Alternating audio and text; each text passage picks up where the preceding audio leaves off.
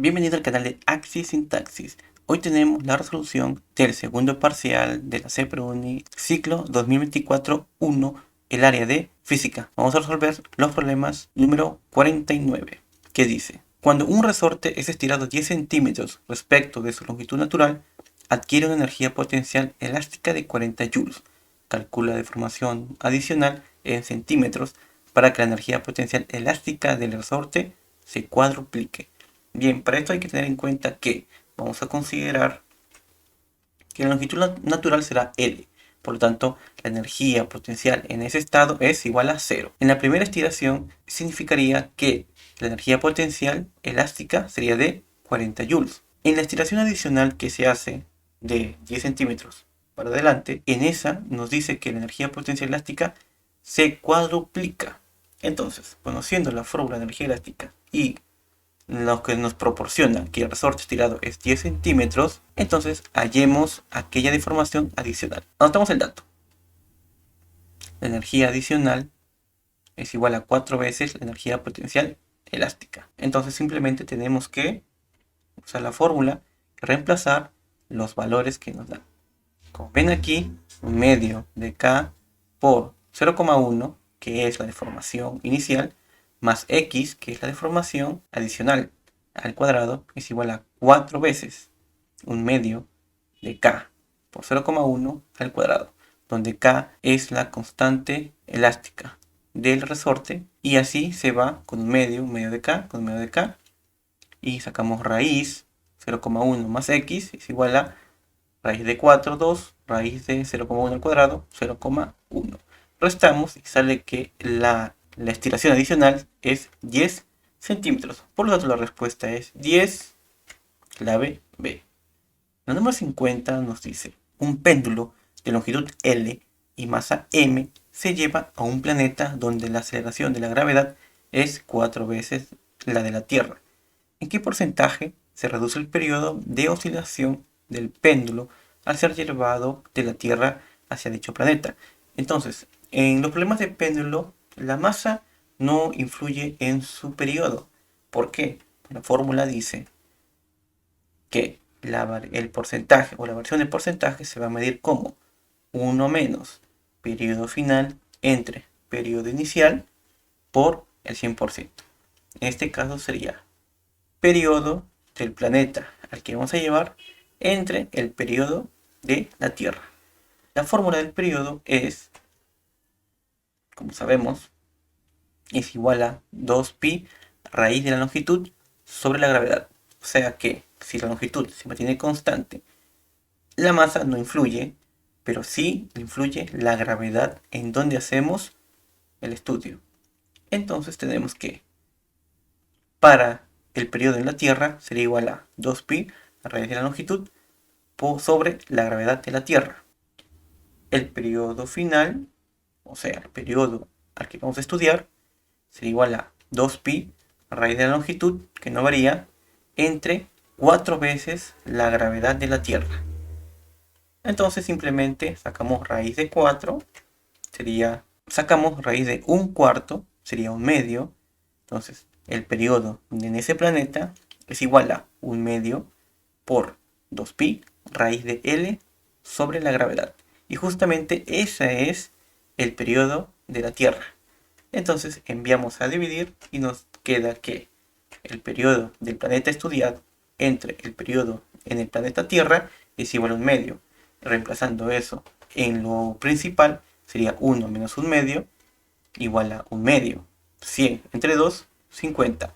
Y la respuesta de la variación es 50%. ¿En qué porcentaje se redujo? En 50%, o sea, en la mitad del periodo de la Tierra. Por lo tanto, la respuesta es 50, la clave A. La número 51 nos muestra una figura en forma de U que tiene sección transversal constante. Tiene sus extremos abiertos en contacto con la atmósfera. En el tubo contienen dos líquidos que no se pueden mezclar, eso debido a su densidad, y están en equilibrio. Determina la densidad del líquido 1 si sabemos que la densidad del líquido 2 es 10 gramos por centímetro cúbico. Considere que la gravedad es 9,81 metros por segundo al cuadrado. Bien, aquí nos da la figura y Para poder medir o analizar el problema, nos dice primero que los tubos están abiertos, o sea que están en contacto con la atmósfera. Vamos a hallar una línea donde las presiones sean iguales. Ese punto creo que es el contacto entre los líquidos. A ese punto de equilibrio entre los dos líquidos lo llamaré punto A, equilibrio de los dos líquidos, y el punto B estará en la misma recta del punto A, pero pertenecerá al líquido de densidad 2. Así tenemos que la presión en A es igual a la presión en B, donde la presión en A se encuentra entre los dos líquidos y la presión en B en la misma recta, tal como lo muestra en la figura. Entonces, para la presión en A tenemos que sería presión de la atmósfera, que sería P sub 0, más densidad del líquido 1 por su gravedad y por la columna, o mejor dicho, cuánto líquido hay en esa columna, que es igual a 0,1, 10 entre 100, 0,1 metros. Es igual a, como también el otro extremo está abierto, sería presión atmosférica, P sub 0, más densidad del líquido 2 por la gravedad por la columna del líquido 2, que sería 0,08. 8 centímetros son 0,08 metros. Entonces, ¿quién se va aquí? P sub 0. Con P sub 0 se va gravedad con gravedad y tenemos que la densidad de 1 por 0,1 es igual a densidad 2 por 0,08. La densidad 2 es igual a 10. Pero como aquí tenemos que nos piden kilogramos por metro cúbico, simplemente es ese centímetro cúbico sería 10 a la menos 6 metros cúbicos. 10 a la menos 6 sube como 10 a la sexta. Entonces, 10 a la sexta es igual a 10 al cubo por 10 al cubo. Entonces, ese 10 al cubo por gramo sería kilogramo.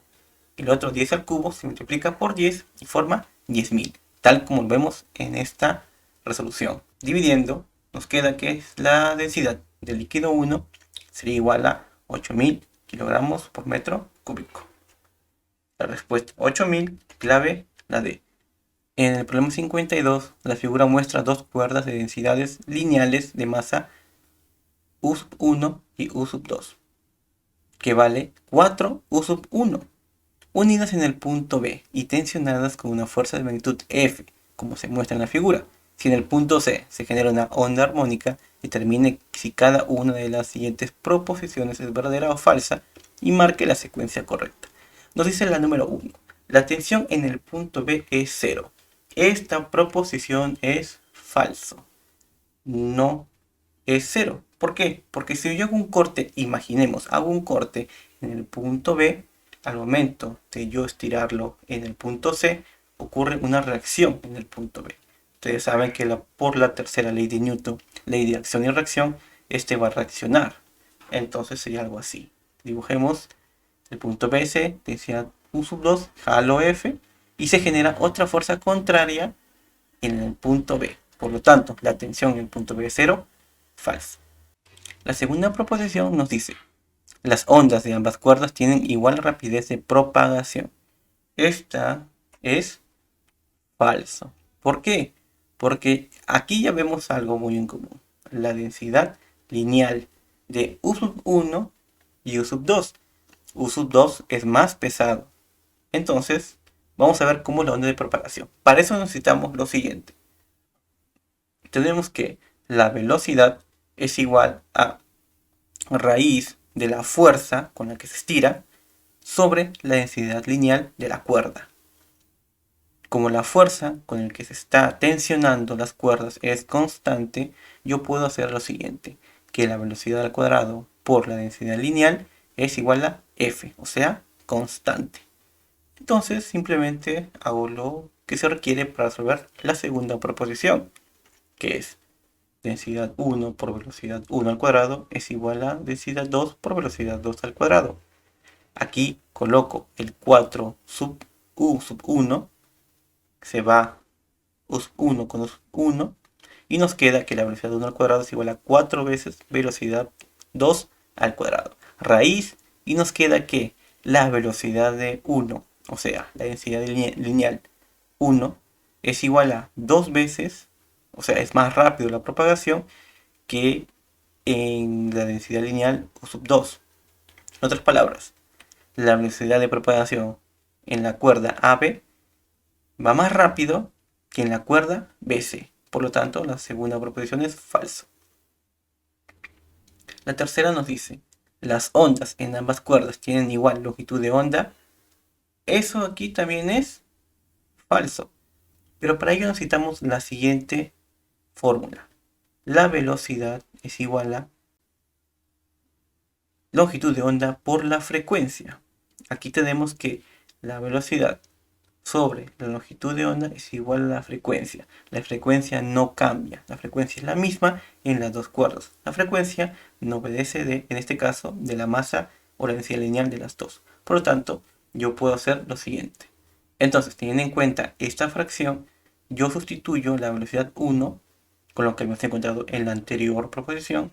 Y así hallo que la longitud de onda de la cuerda BC es menos amplia que la de la cuerda AB. Como vemos aquí, longitud de onda sub 1 es igual a 2 veces longitud de onda sub 2.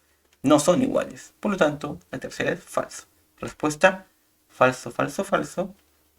La clave E. Entonces tenemos aquí la 53 que nos dice: se tiene un sistema aislado de tres partículas de masas M1 que vale 2 kilos, M2 5 kilos, M3 igual a 10 kilos y con velocidades v sub 1 como nos dice aquí, v sub 2 como vemos aquí y v sub 3, todas que tienen tres direcciones. Parece complicado, pero no lo es. Respectivamente, todas en metros por segundo. Calcule en metros por segundo la velocidad del centro de masa del sistema. Para esto simplemente tienes que tener en cuenta lo siguiente. Sabemos que la cantidad de movimiento en un determinado cuerpo es igual a masa por velocidad. Esa es la cantidad de movimiento. Entonces, la cantidad de movimiento de un sistema será igual a la suma de las cantidades de movimiento, como es así. Imaginemos que tenemos muchas pelotitas en una tetera. Entonces, todas esas pelotitas rebotan contra la tapa y hacen que esta, cuando sube la temperatura, tiemble. Entonces, no analizamos la cantidad de movimiento de todas las esferas. Analizamos la cantidad de movimiento del sistema en total. Así nos resulta más fácil. Entonces, la cantidad de movimiento del sistema es la cantidad de movimiento de cada una de las partículas. Por lo tanto, la cantidad de movimiento del sistema será igual a masa total del sistema por la velocidad del centro de masa igual a masa 1 por la velocidad 1 más masa 2 por la velocidad 2 más masa 3 por la velocidad 3. Todo vectorial, todo vectorial. Entonces hallemos cada uno de estas cantidades de movimiento. De 1 sería de esta forma, de 2 y de 3. Como ven, simplemente multiplicar la masa por la velocidad que nos han dado. En este caso sería 2i más 4j más 7k. Esto nos daría 4, 8 y 14. En la cantidad de movimiento de la masa 2 sería 20 y 30j más 10k. Y la cantidad de movimiento de la masa 3 sería 10i más 30j más 10k. Sumando todo eso y la masa total, que sería algo de 17, tendríamos lo siguiente. 17 por la velocidad del centro de masa igual a 34i más 68j más 34k. Dividiendo, obtenemos que la velocidad es 2i más 4j más 2k metros por segundo. Entonces la respuesta simplemente es 2i más 4j más 2k, clave C. El problema en sí solamente cabría recordar que la cantidad de movimiento del sistema es la sumatoria de la cantidad de movimiento de todos los cuerpos que la componen. Eso es lo único que tienen que recordar, lo demás simplemente es matemáticas. En la 54 tenemos que se tiene una línea eléctrica de cobre en la ciudad de La Oroya, cuya longitud es de 40 kilómetros, cuando la temperatura es de 17 grados centígrados. Si sabemos que en esta zona el valor de la temperatura por la noche llega a descender hasta los 10 grados centígrados bajo cero, calculen cuántos metros se reduce la longitud de esta línea eléctrica. El coeficiente de dilatación del cobre es de 1,7 por 10 a la menos 5 grados centígrados a la menos 1. Entonces la dilatación lineal del cobre, sin que se modifique su área transversal, es esa. Vamos a anotar los datos. Tenemos lo siguiente: longitud, temperatura inicial, temperatura final y el coeficiente de dilatación lineal. ¿Por qué necesitamos esto? ¿Cuánto se reduce la longitud de esta línea eléctrica? Entonces significa que hay un negativo. Entonces pensamos la fórmula para ello. La variación de la longitud cuando se reduce o se alarga un determinado línea eléctrica, en este caso, entonces sería de esta forma: variación de longitud es igual a longitud inicial por el coeficiente de dilatación y por la variación de la temperatura que sufre esta línea eléctrica de cobre. Bien, reemplazamos los datos. Sería de esta forma: la variación de longitud es igual a 40 por 10 al cubo. ¿Por qué 40 por 10 al cubo? Porque hay que convertirlo en metros, multiplicado por la coeficiente de dilatación lineal, que es 1,7 por 10 a la menos 5, y por la variación de la temperatura. En este caso sería temperatura final menos temperatura inicial. Por eso es que yo pongo temperatura final, es a la que queremos llegar, que sería menos 10, menos la temperatura inicial, que sería 17. Coloquen estos datos y simplemente va a salir que la variación de longitud es igual a menos 18,36 metros. Ese menos significa que se reduce, ¿sí? Se reduce. Si fuera más, entonces se amplía, se está ampliando. Por lo general, los metales se contraen cuando la temperatura es bajo cero o es menor a la que están en temperatura ambiente. Por lo tanto, la respuesta sería 18,36, clave E. Como ven, los problemas en física no han sido muy complicados. En los siguientes exámenes se pone un poco más complicado debido a que tenemos electrodinámica y física moderna. Espero que les haya ayudado mi video. No se olviden suscribirse, comentar qué les ha parecido cada problema y llegarán más videos al canal. Un gusto, nos vemos.